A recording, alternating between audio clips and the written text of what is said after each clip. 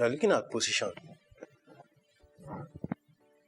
Positioning in CSS is an important concept. It helps in removing elements from the normal document flow and placing them wherever you want, so you can achieve a desired design or document flow. So types of positioning in CSS, we have static positioning, relative positioning, absolute positioning, and fixed positioning. So let's look at them one by one. So let's start with static positioning. Every element in an HTML document has a default position, and that default position is the static position. So for example, I'm going to type this out. Let's say div. I have a div.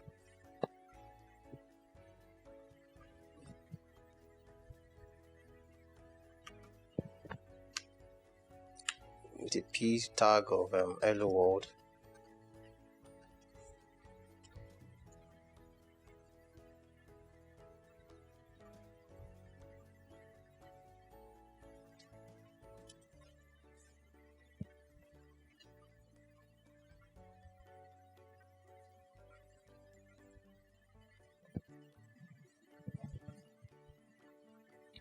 And a span of welcome, and a span of ID. Yes, sir. So let's save this. So let me refresh my browser.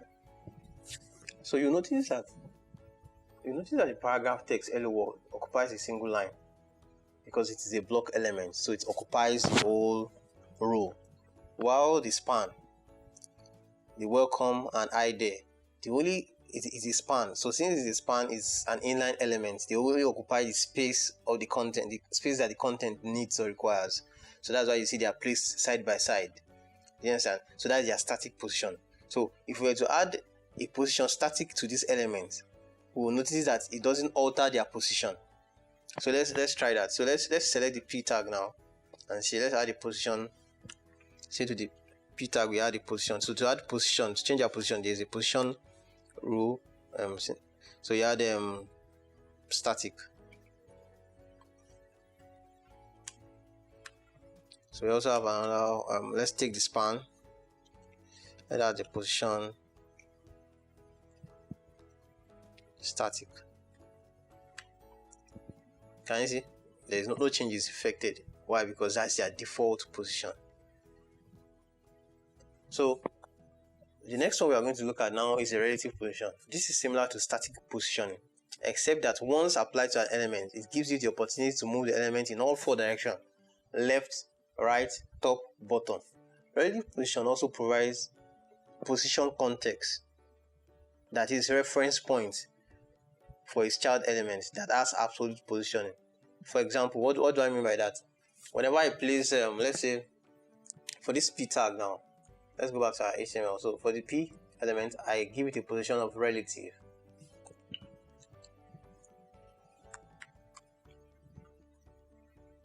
I give it a position of relative. This gives me an opportunity to be able to move it in any direction I want. I can decide to say, okay, I want to move it in the bottom. So the bottom, I say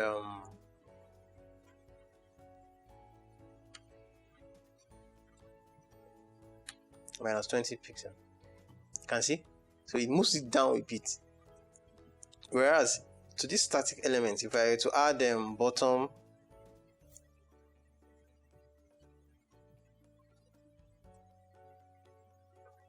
it won't work, because this position relatives allows you to be able to move this element in all four directions. So we can decide to say, okay, I want to move it to the right by say let's try 20, let's try 40 pixels.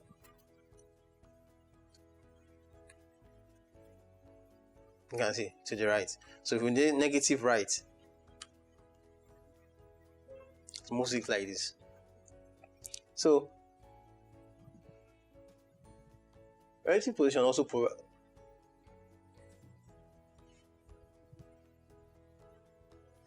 So relative position also serves as a reference point. For example, when you have a parent who has a relative position and a child that has an absolute position. So now we are going to look at absolute position.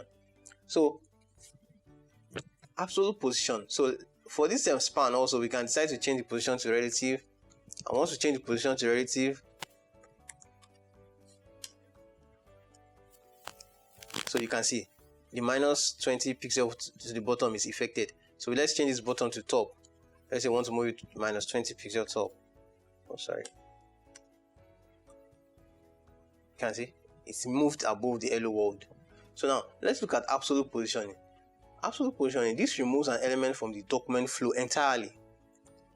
So it doesn't follow the order in which things are arranged. It places in reference to another element as its parent, and the default parent, it places in relative to another parent entirely that has a position relative. So for example, if the containing parent of an absolutely placed element does not have a declared relative position, whereas it is the HTML document itself that has position relative, it moves that absolute position element relative to the HTML document. So what do I mean? So let's look at an example. So let me remove this. Let's make this static.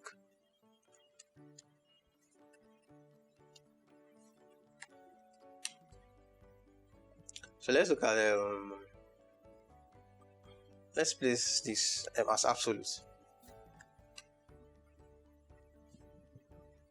So let me remove this first. Let's comment the bottom and right out first. And we know that the parent of the p tag is the div, this particular div here. But since the div does not have any absolute position, it's not absolutely any relative position, it's not position relatively. The hello world is placed relative to the HTML document. Why? Because that's the root container. So since the immediate parent does not have a relative position, it is now positioned relative to the HTML document. So let's look at it. Let's say, okay, we want this to be placed top 20 let's say 30 pixel from the top. You can see it moves from the top 30 pixel. So assuming the parent now, okay, let's try and give the parents, let's try and see the position of the parents. Like let's select the div, let's give it a background color of orange.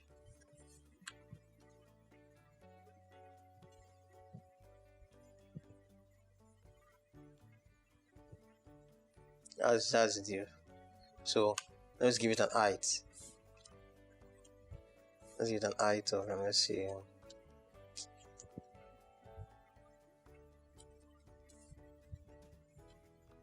50%.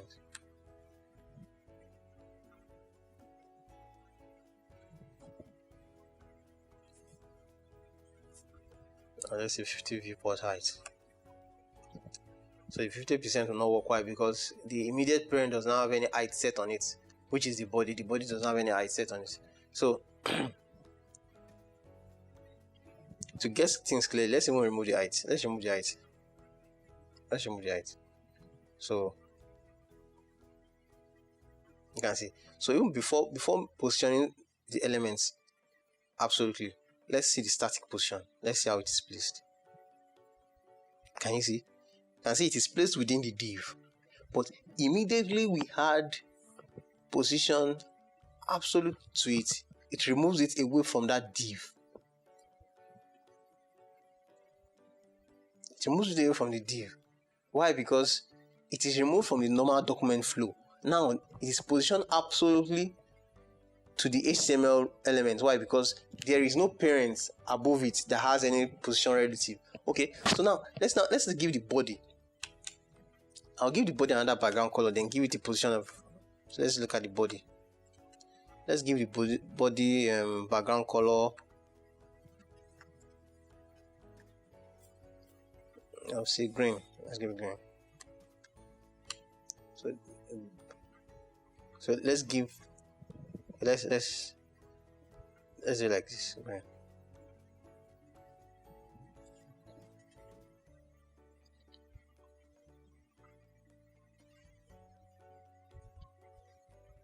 And see, this is the body green. Now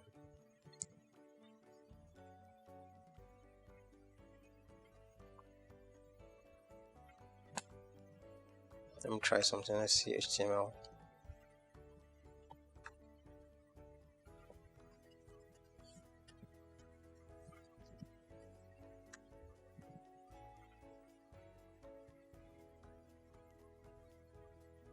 Let's give it height.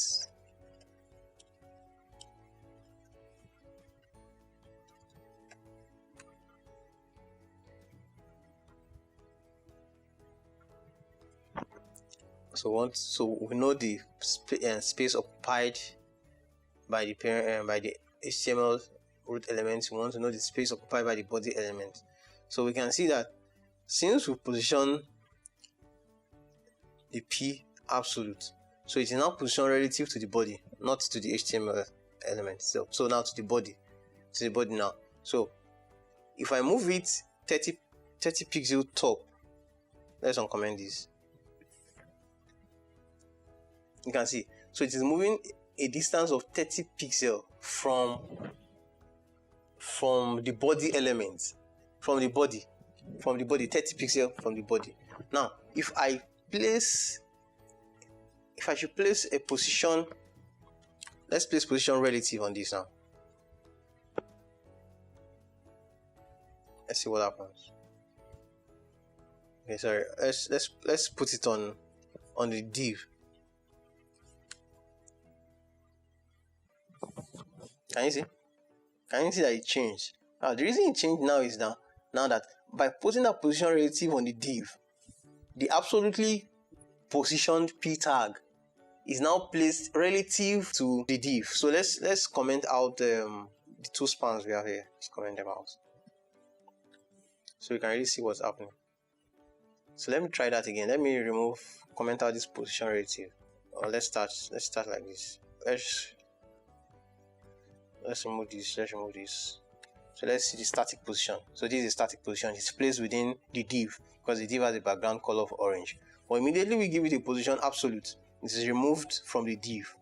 That is removed from the normal document flow and position relative to the body. Why? Because the body is the next parent. Now, but immediately we now give this div a position relative. And see, I'll give it a top 30. So now it's positioned relative to the div, even though the div is not, the background color is not showing. Why? Because the div does not have any element within it. The only element within it is the P element, and the P element is now positioned absolutely. So the div is now collapsed except to give it an height, but we don't want to give it an height, so let's remove the height. So this is position relative to the div, but immediately we remove the position relative from the div, it is position relative to the body, 30 pixels from the body, top from the body. But now uncomment the position relative, now 30 pixels from the div, top from the div. So that's how relative position works. Sorry, absolute positioning. So let's add a border here. Let me add the border on px solid red. So another thing we can use to position elements is z index. So let's give this guy is height back, the div. Can you see? So now, and the div has rather than, because this color is blending into the HTML background, let's give it a blue background, a blue border, sorry. So we can see that the div has a blue border around it. Let's make it thick. Let's increase the width of the border. We have let's make it 4 pixels. So let's go back and uncomment our span.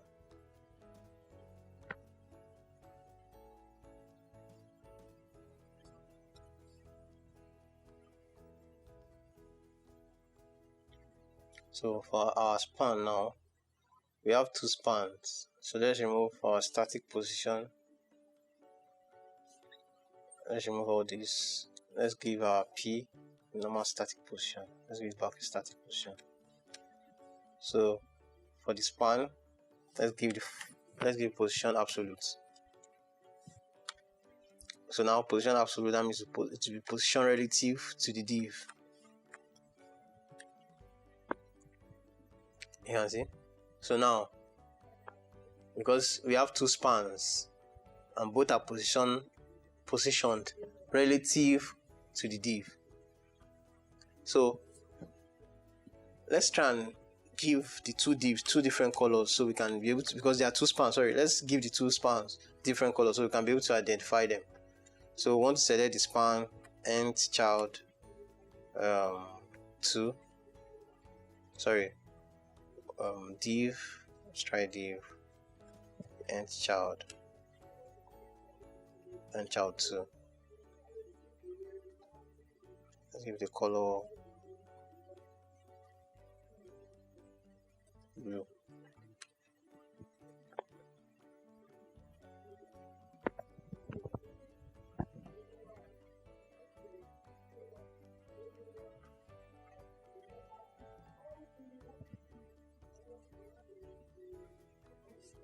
Okay, I think the span is the nth child.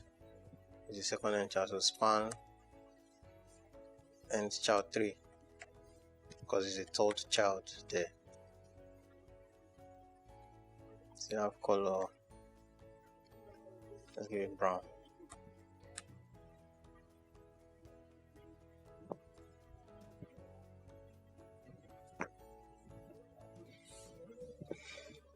So notice that one of the span is blue and the other one is brown, but they are still joined together. So what do we do? How do we separate it? So we are talking about Z index. So what Z index does is that it alters the stacking context of the property. So what is stacking context? So it's the way in which elements are arranged on top of each other. So currently, the first element we can see on top here is the I there. Is the one on top. So why? Because the reason why it is on top is because it came last in the HTML, in the DOM structure, in the HTML structure. So I there came last, so that's why it's on top. But if we want the welcome here to be on top, so all we just need to do is just say set Z index, give it a Z index of 1, so it comes on top. So let's see.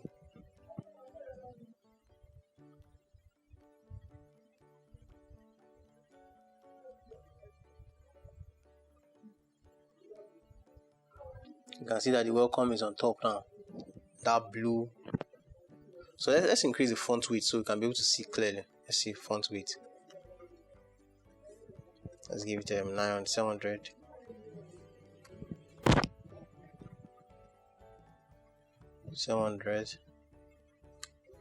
Font width.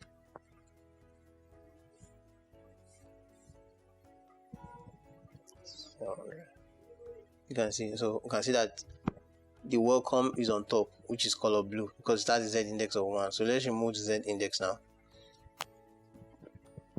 You can see the I there is back on top. So even if the welcome has a Z index of 1, we can decide to say, okay, we still want the I there to be on top. Why? All we need to just do is just a Z index and we'll give it a higher value. Give it a higher value of let's give it a higher value of 10. So by giving it a higher value of 10, it comes on top. Why? Because it has a higher Z index value compared to the welcome text. So that's how Z index works. It allows you to alter the stacking context of elements, and elements with the higher integer value are placed on top. So the next thing we'll be looking at now is the fixed positioning. So this allows you to position elements relative to the viewport. So for example, we can have a text let's use the p tag. So let's, rather than using static, let's change it to fixed. And let's give it a border of 1px solid red. So this is it. So even if every element is scrolling, even when we are scrolling the page, the p tag, the p paragraph text will be fixed. Why? Because it is positioned relative to the viewport. So let me increase the viewport of the body. Let me increase to something like 120. So while every other thing is scrolling, it will still be positioned fixed. Why? Because it is fixed relative to the viewport. Can you see? So that's the way fixed positioning works.